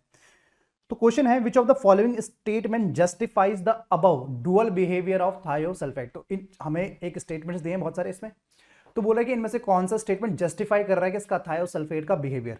तो पहला है bromine is a stronger oxidant than iodine. Bromine एक ज्यादा अच्छा ऑक्सीडेंट है किससे, आयोडीन से। तो ये तो देखना पड़ेगा एक बार। चलिए रिएक्शन में ऊपर की तरफ बढ़ते हैं। तो एक बार देखो आप, इसमें ऑक्सीडेशन स्टेट से ही पूरा काम हो सकता है। पहले वाले केस में H2O3 2- में कैसे निकालेंगे इसका ऑक्सीडेशन स्टेट, देखो हवा में बता रहा हूं, हवा में समझना। ऐसे आप अगर बार बार पेन चलाओगे तो आपकी आदत क्या पेन चलाने की हो जाएगी, आप बहुत टाइम लगा दोगे। देखो हवा में करो, ये 2x है, ये -6 है, इक्वल्स टू -2, तो -6 उस साइड गया तो ये कितना हो गया, ये हो गया +4। 2x बराबर कितना, +4, तो इसका ऑक्सीडेशन स्टेट कितना आ गया, 2x इक्वल्स टू +4, तो x इज इक्वल्स टू +2। इस तरीके से कर दिया फटाफट। इसी तरीके से आप S4O6 2- का लगाएंगे, कितना कितना जाएगा ये, हाँ ये आएगा आपका 4x बराबर +10, तो ये आ जाएगा 2.5 के बराबर, +2.5। तो देखो यहाँ पे इसका ऑक्सीडेशन स्टेट +2 है, यहाँ पे +2.5 है। अब नीचे देखिए, ये तो +2 ही था SO4 2- में, इसे तो हमने इतनी बार सॉल्व कर रखा है कि हमें पता है ये +6 आता है। तो अब आप यहाँ पे अच्छे से देख लो, आयोडीन इसको +2 से +2.5 पे लेके जा रहा है, अब ब्रोमीन इसको +2 से +6 पे लेके जा रहा है। तो ज्यादा अच्छा ऑक्सीडाइजिंग एजेंट कौन हुआ भाई, जो इसकी ज्यादा ऑक्सीडेशन स्टेट को चेंज कर रहा है, तो वो तो इजीली विजिबल है, कौन सा है, वो ब्रोमीन है। तो ब्रोमीन एक अच्छा ऑक्सीडेंट है, और स्टेटमेंट में क्या लिखा था, bromine is a stronger oxidant than iodine. तो ये बिल्कुल सत्य है, it is absolutely true, it is absolutely true, बिल्कुल सही स्टेटमेंट है। तो आगे की पहले ही ठीक हो गई, तो बाकी क्या देखनी है, फिर भी अगर देखना चाहो तो देख लेते हैं। चलो, bromine is a weaker oxidant, ये तो इसके अपोज कर रहा है, ये तो गलती हो गया। कह रहा है thiosulphate undergoes oxidation by bromine and reduction by iodine. नहीं भाई, दोनों के केस में क्या हो रहा है, थायोसल्फेट का तो ऑक्सीडेशन ही हो रहा है, ये भी गलत हो गया। Bromine undergoes oxidation and iodine undergoes reduction, नहीं भाई, दोनों के केस में क्या हो रहा है, जो ब्रोमीन और आयोडीन है वो क्या हो रहे हैं, वो रिड्यूस ही हो रहे हैं। ऑलराइट, चलिए आगे देखते हैं। क्वेश्चन कहता है the oxidation number of an element in a compound is evaluated on the basis of certain rules. कुछ रूल्स होते हैं, ठीक है भाई। विच of the following is not पे करो अंडरलाइन, बोलो not correct, underline in correct in this respect. Not पे अंडरलाइन करो ताकि आपको पता चल जाए आपको गलत बताना है। नॉट करेक्ट का मतलब लिख लो यहाँ पे फॉल्स, आपको फॉल्स स्टेटमेंट बतानी है, ठीक है। कह रहे the oxidation number of hydrogen is always 1। अरे भाई, जब भी ये टर्म आए ना ऑलवेज, ये बड़ा डेंजरस टर्म है। ये जो ऑलवेज टर्म है ये बड़ा डेंजरस टर्म है। ऑलवेज का मतलब क्या हुआ, हमेशा। तो क्या हाइड्रोजन हमेशा +1 में रहता है? देखो जनरली हाइड्रोजन +1 में रहता है। जैसे कि आप HCl बोल लो, इसमें हाइड्रोजन +1 है, HCl -1 है। But it is generally not always. अगर आप हाइड्राइड्स लेंगे जैसे कि सोडियम हाइड्राइड एक बहुत अच्छा बेस है, स्ट्रॉन्ग बेस, तो यहाँ पे सोडियम +1 रहता है और हाइड्राइड -1 रहता है। तो ये ऑलवेज जो था मैंने कहा बहुत डेंजरस स्टेटमेंट है, तो हाइड्रोजन गलत बात है, बिल्कुल इसमें +1 ऑलवेज नहीं होगा, समटाइम्स इट इज -1 ऑल्सो। तो पहला ही स्टेटमेंट हमारा नॉट करेक्ट यानी कि फॉल्स हो गया। तो option A is absolutely correct. बाकी के स्टेटमेंट भी देखते हैं। कहता है the algebraic sum of all the oxidation number in a compound is 0। हाँ जी बिल्कुल, ये हमारी कंडीशन यही है कि कंपाउंड अगर न्यूट्रल है तो सबका एल्जेब्रिक सम कितना होगा, वो 0 के बराबर ही होगा। ठीक है, next statement is element in the free और अनकंबाइंड स्टेट बियर ऑक्सीडेशन नंबर 0। हाँ जी बिल्कुल ठीक है, अनकंबाइंड स्टेट यानी कि ऑक्सीजन अगर O2 के फॉर्म में है या फिर एलिमेंटल फॉर्म में है तो उसका ऑक्सीडेशन नंबर हम 0 ही लेके चलते हैं, ये तो रूल है ही है। लास्ट वाला कंपाउंड क्वेश्चन कहता है in all its compound the oxidation number of fluorine is -1। देखिए ये स्टेटमेंट भी वैसे ट्रू हो सकता था, तो अगर आप पे ऐसा क्वेश्चन आता है तो ये आपका बोनस में चढ़ सकता है। क्यों? देखो fluorine definitely most electronegative element है, फ्लोरीन -1 ही होता है 99.9% of the time fluorine is -1 only. But सिर्फ एक केस है दुनिया में, सिर्फ एक केस है, ओनली वन केस, जहां पे HOF इस वाले कंपाउंड में फ्लोरीन क्या करें +1 में होता है। तो अगर ऐसा क्वेश्चन आपके एग्जाम में आता है तो बोनस में चढ़ जाएगा। बट फिर भी अगर मैं मोस्ट करेक्ट देखूं, ये तो सिर्फ 1% का केस है, एक क्या, ये तो 0.1% केस है, सिर्फ एक ही कंपाउंड है पूरी दुनिया में ऐसा जहां पे फ्लोरीन +1 है। Generally it is 99.9% times it is -1 only. But पहला वाला स्टेटमेंट ये तो बिल्कुल 50-50 हो जाता है क्योंकि हाइड्राइड्स तो हमारे बहुत कॉमन होते हैं। ठीक है, तो अगर मोस्ट करेक्ट की बात करूं तो कौन सा हो जाएगा, A option will be most correct. ठीक है भाई, तो ये वाला भी थोड़ा सा मैं इसमें टिक नहीं लगा रहा हूं, तो आप समझ जाना क्या है, इसका एग्जांपल HOF है जो +1 में भी रहता है। ऑलराइट, चलिए अगला क्वेश्चन कहता है in which of the following compounds an element exhibits 2 different oxidation state. बहुत ही सिंपल क्वेश्चन दिख रहा है, क्यों देखते ऑप्शन देख के ही पता चल जाएगा कि कौन सा कंपाउंड में 2 डिफरेंट क्या है ऑक्सीडेशन स्टेट्स हैं। देखो पहले वाले में तो एक ही नाइट्रोजन है तो एक ही ऑक्सीडेशन स्टेट होगी, डी वाले में 3 नाइट्रोजन है पर 3 नाइट्रोजन क्या है, ये N3, इसको माइनस लिख दो तो तीनों में बराबर चार्ज क्या हो जाएगा, डिस्ट्रीब्यूट हो जाएगा। ठीक है, N3+, तीनों में बराबर चार्ज डिस्ट्रीब्यूट हो जाएगा, तो ए और डी तो देखना ही नहीं है। इसकी बात करें N2H4, अरे इसमें क्या ही देखोगे, ये भी तो सेम ही है। इसको मान लो आप क्या, ये 2x + 4 = 0, तो x की वैल्यू कितनी आ गई, x की वैल्यू आ गई -2, तो दोनों -2 पे ही हैं, तो ये भी नहीं होगा। तो आपको यहाँ से देख के ही पता चल गया कि कौन सा ऑप्शन है, ऑप्शन नंबर बी। ठीक है, कैसे देखो, अगर आप इसे फिर भी करना चाहो तो NH एक्चुअली ये क्या है, ये एक्चुअली NH4 और NO3- है, ये अमोनियम नाइट्रेट NH3+ और NO3- है। तो आप इसका अगर ऑक्सीडेशन स्टेट निकालने जाएंगे तो आपको मिलेगा कि ये वाला नाइट्रोजन -3 में है और ये वाला नाइट्रोजन +5 में है। तो दिख गया कि कौन सा वाला है 2 डिफरेंट ऑक्सीडेशन स्टेट में, option number B ammonium nitrate. Alright, चलिए अगला क्वेश्चन कहता है which of the following arrangements represent increasing oxidation number of the central atom। increasing oxidation number किसका होता है, सेंट्रल एटम में। तो ऑब्वियसली हमें एक एक ऑप्शन का एक एक पार्ट सॉल्व करना होगा। तो स्टार्ट सबसे ऐसे क्वेश्चन आए, सबसे पहले क्या करो, सबसे पहले वाले क्वेश्चन से स्टार्ट करो और वहां पे आपका आंसर कहीं ना कहीं आपको मिल जाएगा, ऑर्डर आपको कहीं ना कहीं पता लग जाएगा। तो देखो ऑप्शन ए करते हैं, ठीक है, CrO2-। अब यहाँ पे फटाफट एक्स वैक्स मत करना भाई, बहुत टाइम वेस्ट करते हैं आप लोग, ऐसा नहीं करेंगे, फटाफट करेंगे। ठीक है, देखो CrX = -4 = CR -4 = -1, तो कितना आ गया, ये आ गया हमारा +3। इसी तरीके से ClO3- कितना आ गया, ये आ गया हमारा +5। CrO4 2- X -8 = -2, तो कितना आ गया, ये आएगा +6। और MnO4 तो हमें पता है +7। देखा, कहा था ना इसको इसी ऑर्डर में, इसको पहले ऑप्शन से ही स्टार्ट करो। अब आपको पहले ही ऑप्शन में इंक्रीजिंग ऑर्डर मिल गया, +3 +5 +6 +7 है ना, ये इंक्रीजिंग ऑर्डर। तो देखो हो गया बिल्कुल, ये स्ट्रैटेजी हमारी काम कर गई, स्ट्रैटेजी काम कर गई पहले ही ऑप्शन से। अगर आप नीचे से स्टार्ट करते हो तो जनरली ऐसे क्वेश्चन जो होते हैं, जो लॉन्ग होते हैं, बहुत ज़्यादा लॉन्ग, हमेशा उसमें पहले ऑप्शन से आप ट्राई करना स्टार्ट कीजिए। जनरली आपका आंसर आपको वहीं ना कहीं आपको हिंट मिल जाएगी आपके आंसर की। ऑलराइट, चलिए अगला क्वेश्चन देखिए, कहता है the largest oxidation number exhibited by an element depends on it's outer electronic configuration. बिल्कुल सही बात है कि जो लार्जेस्ट ऑक्सीडेशन नंबर किस पे डिपेंड करेगा, उसकी वैलेंसी पे, यानी कि इसके आउटर इलेक्ट्रॉनिक कॉन्फ़िगरेशन पे। यानी कि अगर वो 7 अगर आउटर मोस्ट में है तो +7 होगा, अगर 5 आउटर मोस्ट में है तो +5 होगा। बिल्कुल सही बात है। कह रहा है with which of the following outer electronic configuration the element will exhibit largest oxidation state. कहाँ पे हमें लार्जेस्ट ऑक्सीडेशन स्टेट देखने को मिलेगी। पहले वाले ऑप्शन में लिखा है 3D1 4s2, तो ये तो देखो ये क्या कौन सा कंपाउंड है, इस कंपाउंड का नाम बताओ जो कि +3 ऑक्सीडेशन स्टेट शो करेगा। ये है स्कैंडेनियम। ठीक है, वैसे कंपाउंड बताने की जरूरत नहीं है। तो 3D3 4s2 कितना शो कर सकता है, ये +5 शो कर सकता है। 3D5 461 तो ये क्या है, ये है +6, और 3D5 4s2 ये क्या है, ये +7। आप लोगों ने इसमें कंपाउंड भी आइडेंटिफाई कर लिए होंगे, ये कौन से कंपाउंड है। ठीक है भाई, जैसे कि आपने स्कैंडिनियम किया, ये क्या हो गया, ये +7 वाला सोच क्या है, ये क्या है, ये मैंगनीज है, मैंगनीज Mn। ठीक है, तो कौन सा आपको दिख गया +7, option number D. Very easy question. Alright, चलिए अगला क्वेश्चन कहता है the exhibition of various oxidation state by an element is related to the outer orbital electronic configuration of its atom. ये तो सेम स्टेटमेंट है जो भी हमने पिछले क्वेश्चन में देखा। कह रहा है atoms having which of the following outermost configuration will exhibit more than one oxidation state in its compounds. एक से ज्यादा ऑक्सीडेशन स्टेट कहां पे देखने को मिलेगी। देखो पहले वाले में तो 3s1 में तो सिर्फ +1 ही आपको देखने को मिलेगा।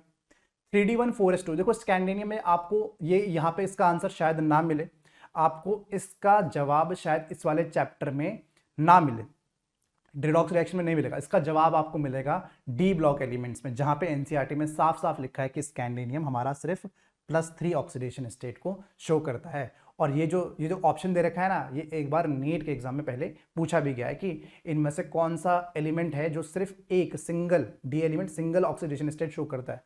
तो उसके दो आंसर होते हैं, स्कैंडिनियम +3 और जिंक +2, बाकी सब अलग अलग शो करते हैं वेरिएबल। सी ऑप्शन देखिए 3D2 4s2, हाँ जी ये सही बात है कि ये वाला ये +2 भी शो कर सकता है, ये +4 भी कर सकता है, इनफैक्ट ये +3 भी कर लेता है। ठीक है, इनफैक्ट ये +3 भी कर लेता है, +3 इसकी बहुत मिनिमम है, वैसे +2 और +4। ठीक है, अब देखो आपको इसमें वेरिएबल दिख गया, इसमें को 3s2 3p5, हाँ जी ये बिल्कुल सही बात है, ये तो 3s2 3p5 ये कौन सा कंपाउंड है भाई, देखो ये है आपका कंपाउंड, बताओ ये कौन सा है, क्या देखा 1s2 2s2 2p6 10 और ये 17, कौन सा है, क्लोरीन है। तो क्लोरीन आपने तो कितने एग्जाम्पल पढ़े हैं क्लोरीन के, +5 भी करता है, +7 भी करता है, +1 भी करता है, +3 भी करता है, तो ये भी वेरिएबल करेगा, ये भी वेरिएबल ऑक्सीडेशन स्टेट शो करेगा। तो आप इसमें सी और डी में से कोई सा भी टिक करके आ जाते तो आपको मिल जाते पूरे के पूरे नंबर। ठीक है, बोनस वाले क्वेश्चंस। ठीक है, आगे देखें, चलिए आ रहा है आइडेंटिफाई डिसप्रपोर्शनेशन रिएक्शन। हमें क्या आइडेंटिफाई करनी है, एक डिसप्रपोर्शनेशन रिएक्शन। कॉन्सेप्ट क्या है भाई डिसप्रपोर्शनेशन रिएक्शन का, बहुत ही सिंपल कॉन्सेप्ट कि अगर एक ऑक्सीडेशन स्टेट है, यानी कि सपोज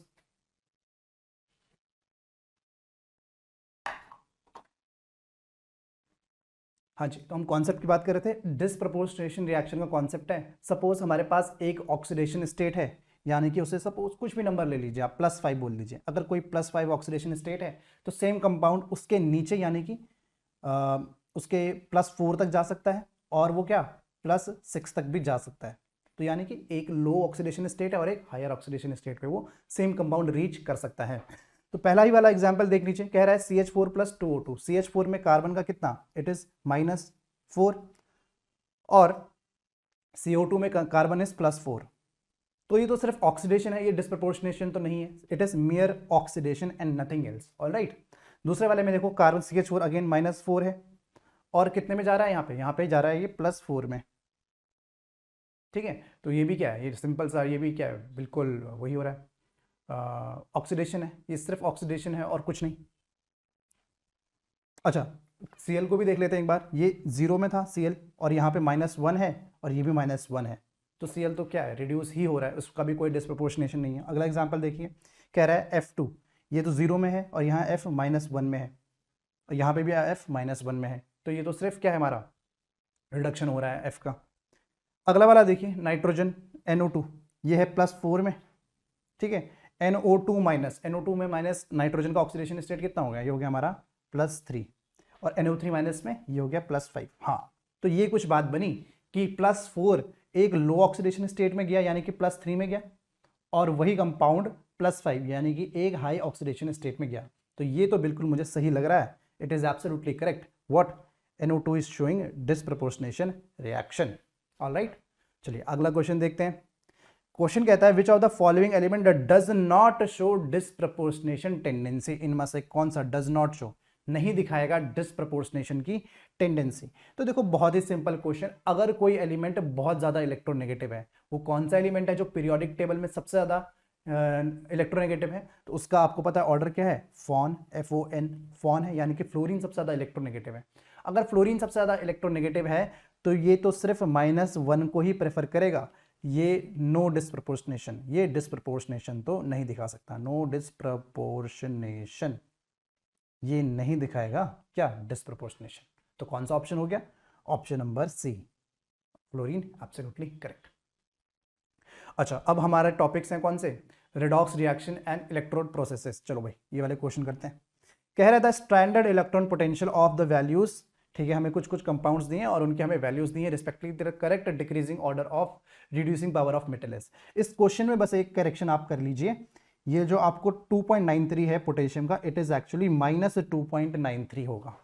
क्या होगा ये, -2.93 इसकी वैल्यू होगी, इसीलिए शायद आपको थोड़ा सा कंफ्यूजन यहाँ पे हुआ होगा, बट इट इज कि यहाँ पे माइनस नहीं लिखा था, आप माइनस लिख लीजिए और अब आप अटेम्प्ट करें या आप बिल्कुल सही अटेम्प्ट करेंगे।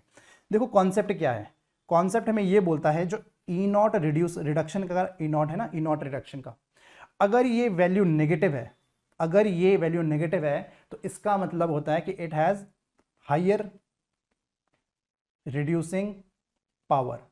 क्या है इसके पास, इसके पास एक हायर रिड्यूसिंग पावर है, ठीक है। हायर रिड्यूसिंग पावर का क्या मतलब हुआ सर, हायर रिड्यूसिंग पावर का ये मतलब हुआ कि इसकी जो टेंडेंसी है, टेंडेंसी टू गेट रिड्यूस्ड, यानी कि खुद रिड्यूस होने की टेंडेंसी है, इज पुअर, वो पुअर है। अगर इसकी खुद रिड्यूस होने की टेंडेंसी पुअर है, इसको मैं एक और शब्दों में ऐसे लिख सकता हूं कि जो इसकी टेंडेंसी है टू गेट ऑक्सीडाइज्ड, जो ऑक्सीडाइज खुद ऑक्सीडाइज होने की टेंडेंसी क्या है, ऑक्सीडाइज इज गुड, ठीक है। यानी कि अगर रिड्यूस होने की टेंडेंसी पुअर है तो ऑब्वियसली ऑक्सीडाइज होने की टेंडेंसी गुड हो गई, ठीक है। तो इसमें आप करेंगे कैसे, कैसे E0 की बस वैल्यू देख लो और आपको बताना है क्या, correct decreasing order of reducing power, यानी कि जितना ज्यादा नेगेटिव होगा उतनी अच्छी रिड्यूसिंग पावर होगी। तो सबसे ज्यादा नेगेटिव कौन सा दिख रहा है आपको, -2.93, तो पोटेशियम को डालो सबसे पहले, तो दो ही ऑप्शन में पोटेशियम पहले, फिर उसके बाद कौन सा आएगा, -1.66, दैट इज एल्यूमिनियम। एल्यूमिनियम कौन सा ऑप्शन में है भाई फिर, अच्छा दोनों ही ऑप्शन में एल्यूमिनियम है। चलो ठीक है, एक और बार देखते हैं, इसके बाद क्या आ गया मेरा आंसर, -0.74, तो ये किसका है, ये है क्रोमियम का, क्रोमियम का। तो ठीक है, पहुंच गए हम ऑप्शन नंबर बी में, ऑप्शन नंबर बी बिल्कुल ऑर्डर को फॉलो कर रहा है।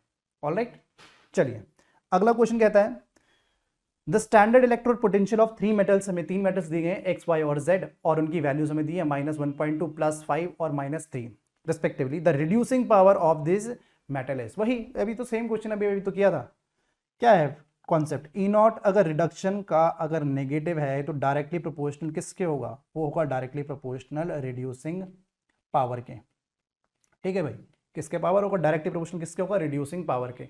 तो देखो सबसे नेगेटिव कौन सा था, ये -3, तो किसके लिए था, XYZ, यानी कि Z के लिए था -3, तो Z सबसे ज्यादा, आइडेंटिफाई करो, एक ही ऑप्शन में Z सबसे ज्यादा, that is option number B, एक में ही दे रखा है बस, बाकी सब में गलत ऑप्शन दे रखे हैं, ठीक है। चलिए अगला देखें, क्वेश्चन कहता है on the basis of following E0 values, on the basis of following E0 values the strongest oxidising agent is, इनमें से कौन सा सबसे स्ट्रॉन्गेस्ट ऑक्सीडाइजिंग एजेंट होगा। तो देखो भाई वैसे कॉन्सेप्ट हमने रिड्यूसिंग एजेंट के टर्म्स में डिस्कस कर लिया ऑलरेडी, लेकिन एक बार ऑक्सीडेशन के टर्म्स में डिस्कस कर लेते हैं। तो कॉन्सेप्ट बोलता है कि E0 रिडक्शन अगर पॉजिटिव है, अगर E0 रिडक्शन अगर पॉजिटिव है तो इस डायरेक्टली प्रोपोर्शनल किसके होगा, मैक्सिमम ऑक्सीडाइजिंग के, ऑक्सीडाइजिंग स्पेलिंग गलत लिख दी क्या, ऑक्सीडाइजिंग पोटेंशियल किसके डायरेक्टली प्रोपोर्शनल हो गया, मैक्सिमम ऑक्सीडाइजिंग पोटेंशियल के डायरेक्टली प्रोपोर्शनल हो गया। तो हमें इसमें क्या करना है, बस कुछ नहीं, बस पॉजिटिव वैल्यूज दे के रखो, ठीक है भाई। अब देखो, अब क्वेश्चन बड़ा इंटरेस्टिंग हो चुका है, क्योंकि यहाँ पे देखिए FeCN4- से FeCN-3 तक जा रहा है और E0 की वैल्यू कितनी है, -0.35, और अगर मैं इसको पलट दूं, मतलब सेम कंपाउंड को अगर मैं पलट दूं तो कितना आ जाएगा, +0.35, क्योंकि क्योंकि क्योंकि क्योंकि ऐसा क्यों, -E0 रिडक्शन किसके होता है, negative of -E0 of oxidation के,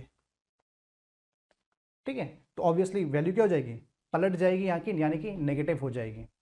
अब इस वाले ऑप्शन में देखिए ये क्या Fe+2 से Fe+3 ई नॉट है -0.77, यानी कि अगर मैं इसे यूं लिखूं Fe+3 से मैं Fe+2 जा रहा हूं तो मेरी ई नॉट की वैल्यू कितनी आ जाएगी भाई, ई नॉट की वैल्यू आ जाएगी मेरी +0.77।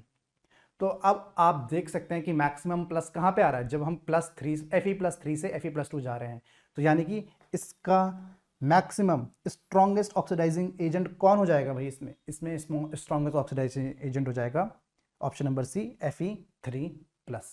ऑलराइट, चलिए अगला क्वेश्चन देखें।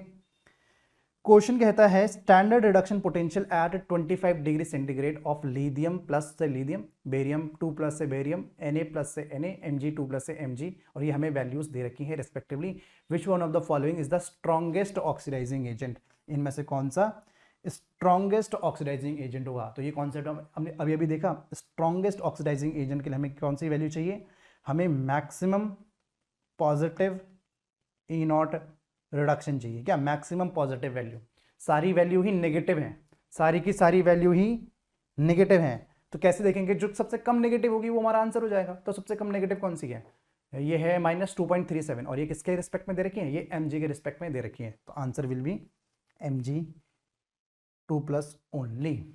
ऑलराइट, चलिए अगला क्वेश्चन देखें। क्वेश्चन कह रहा है the more positive value of E not the greater is the tendency of the species to get reduced. ये तो हमने इतनी बार डिस्कस कर ही लिया है, ठीक है, ये तो हमारी बात बोली हुई बात को ही रिपीट कर रहा है। Using the standard electron potential of redox couples given below find out which of the following is the strongest reducing agent. अरे इतनी सारी कहानी के बाद ये सिर्फ ये पूछना चाहता है डेटा देने के बाद कि स्ट्रॉन्गेस्ट रिड्यूसिंग एजेंट कौन सा है। तो इस देखो एग्जामिनेशन में आपको इस ऐसे ही कंफ्यूज किया जाता है, आपको 10 बातें लिख देगा और लास्ट में जो मतलब की बात होगी वो सिर्फ एक लाइन में है, क्या आपको स्ट्रॉन्गेस्ट ऑक्सीडाइजिंग एजेंट बताना है, सिर्फ ये काम की बात थी, ऊपर सब कहानी है, ठीक है, और नीचे आपको पास क्या है, कुछ कुछ वैल्यूज है। तो देखो आपको स्ट्रॉन्गेस्ट ऑक्सीडाइजिंग एजेंट बताना है तो क्या देखोगे आप देखोगे मैक्सिमम पॉजिटिव वैल्यू, और मैक्सिमम पॉजिटिव वैल्यू +0.54, +0.34, +0.77 और +0.80 में आपको कौन सी नजर आती है, हाईएस्ट नंबर तो देख सकते हो ना, तो हाईएस्ट नंबर कौन सा है इसमें, +0.80 है, यानी कि Ag+ will be my correct answer. कौन सा, Ag+, जहां पे 0.80 दिया है, ठीक है, तो ये हो गया ऑप्शन नंबर डी, ठीक है। चलिए अगला क्वेश्चन कहता है E naught values of some redox couples are given below, on the basis of the values choose the correct option, हमें करेक्ट ऑप्शन चूज करना है, ठीक है, on the choose the correct option, ठीक है। तो देखो ऐसे मत देखो इस क्वेश्चन को, आप डेटा देखोगे आप कंफ्यूज हो जाओगे, आप ऑप्शन देखो, सब में एक चीज लिखी है कि copper will reduce, copper will reduce, copper will reduce, copper will reduce. तो देखो कॉन्सेप्ट समझो, अगर कॉपर को ही रिड्यूस करना है तो कॉपर को फाइंड करो, ये रहा कॉपर, +0.34 पे है कॉपर, ठीक है। तो देखो क्या है, copper will reduce the one which have, किसको रिड्यूस करेगा, किसको रिड्यूस करेगा, आपको क्या लगता है कॉपर किसको रिड्यूस करेगा, कॉपर तो उसको ही रिड्यूस करेगा ना सबसे अच्छा जिसकी खुद की भी रिड्यूस होने की पावर मैक्सिमम हो, जो खुद चाहता है कि मैं रिड्यूस हो जाऊं, ठीक है। तो copper will reduce the one which have maximum tendency to get reduced, जो कि खुद चाहता है कि मैं रिड्यूस हो जाऊं, कॉपर उसको ही बहुत अच्छे से रिड्यूस कर पाएगा। तो इनमें से कौन सा चाहता है कि मैं अच्छे से रिड्यूस हो जाऊं, जिसका रिडक्शन पोटेंशियल क्या हो जाए, हाईएस्ट हो जाए। तो इनमें से हाईएस्ट रिडक्शन, कॉपर को हटा दो क्योंकि कॉपर को तो रिड्यूस करना है, इनमें से किसका रिडक्शन पोटेंशियल सबसे हाईएस्ट है भाई, एक है +1.9, एक है 0.8 + 0.54, तो ऑब्वियसली 1.9 हाईएस्ट है, वो कौन सा है, वो है Br2 से Br-। तो copper will reduce what, it will reduce Br2, ठीक है भाई, कर दिया वाला क्वेश्चन। चलिए अगला क्वेश्चन कहता है using standard electrode potential find out the pair which redox reaction is not feasible. इनमें से रिडॉक्स रिएक्शन क्या होगी, फीजिबल नहीं होगी। देखो ये जैसे हमने पिछला वाला क्वेश्चन किया था उसी टाइप का क्वेश्चन है, ठीक है। अब देखो इसमें से ऐसा पेयर हमें चूज करना है। देखो अगर रिडक्शन पोटेंशियल जो है बहुत दूर दूर है तो जो रिडॉक्स रिएक्शन होगी बहुत अच्छे से होगी। अगर इस बात में विश्वास नहीं है तो पिछला वाला क्वेश्चन देख लीजिए, +0.34 ने +1.90 में ज्यादा डिफरेंस है तो अच्छे से रिड्यूस कर दिया। अगर इसके साथ कॉपर के साथ आयोडीन होता तो इसमें क्या है, इसमें कम वेरिएशन है, +0.2 का ही है, और यहाँ पे तो 1 पॉइंट समथिंग का है, 1.5 का है, तो ज़्यादा, अगर जितना ज़्यादा डिफरेंस होगा रिडक्शन पोटेंशियल में उतनी अच्छी रिडॉक्स रिएक्शन होगी।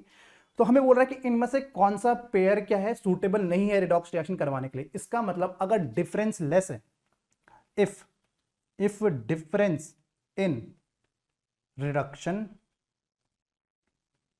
पोटेंशियल इज लेस, अगर रिडक्शन पोटेंशियल में डिफरेंस लेस है, so redox reaction is less feasible, redox reaction जो होगी वो कम फिजिबल यानी कि कम अच्छी तरीके से होगी। तो देखो सबसे क्लोज वैल्यूज कौन सी हैं, 0.77, 0.54, 0.34 और 0.80।